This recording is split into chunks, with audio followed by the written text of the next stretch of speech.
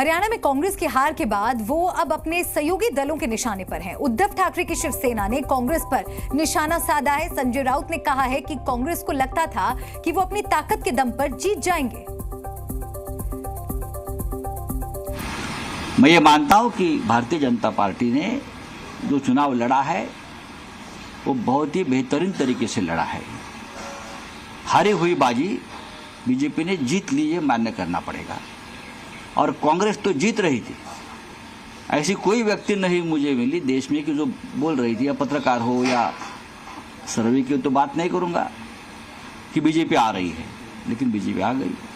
उनकी एक यंत्रणा है, उनका एक सिस्टम है, उनका एक मैनेजमेंट है, उनको मानना पड़ेगा।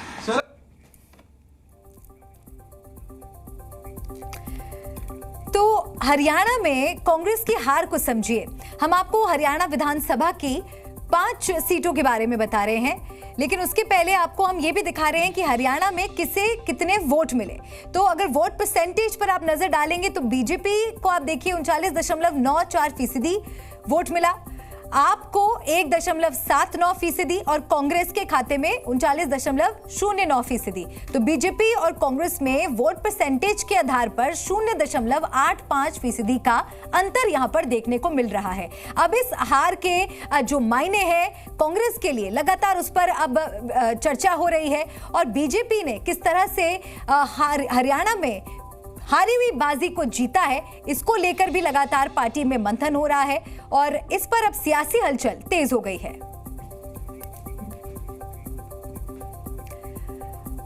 और अब जो कारण सामने आ रहे हैं हरियाणा में कांग्रेस के प्रदर्शन को लेकर भी, जो अहम बिंदु हैं उसको भी आप समझिए। हम आपको हरियाणा विधानसभा की अब 5 सीटों के बारे में बता रहे हैं, जहां पर जीत का अंतर न सिर्फ कम रहा, बल्कि जितना अंतर हार और जीत में रहा उससे कहीं ज्यादा वोट आम आदमी पार्टी के उम्मीदवारों को वहां पर मिले हैं।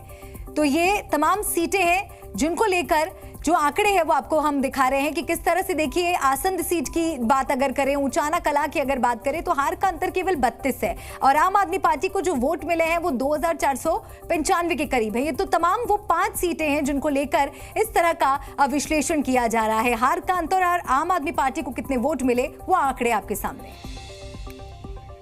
तो हरियाणा का ये सियासी रण समझना होगा और किस तरह से, देखिए वोटिंग परसेंटेज को लेकर भी हमने आपको दिखाया किस तरह से ये जो पूरी प्रक्रिया रही है ये कांग्रेस के पक्ष में जाती हुई नजर आ रही थी, लेकिन जो नतीजे आए उसने सभी को हैरान कर दिया। हरियाणा का सियासी रण अब आपको हम दिखाएं 2019 और 2024 का अगर आप कंपैरिजन करेंगे तो आप वोट परसेंटेज यहां पर देखिए। बीजेपी के पास 2019 में 36.49% वोट परसेंटेज रहा था, 40 सीटें बीजेपी को मिली थी और कांग्रेस का जो परसेंटेज था वो 28.08% था और सीटें 31 कांग्रेस के खाते में गई थी। और वही तस्वीर अगर आप 2024 में देखें तो आप यहां पर देखिए कि 2019 की तुलना में भारतीय जनता पार्टी का वोट परसेंटेज बढ़ा है। हालांकि वोट परसेंटेज कांग्रेस का भी यहां पर बढ़ता हुआ नजर आया है। 39.09% 2024 में कांग्रेस का वोट परसेंटेज रहा है और सीटों का अंतर भी आपके सामने, बीजेपी को 48 तो कांग्रेस को 37 सीटें मिली है।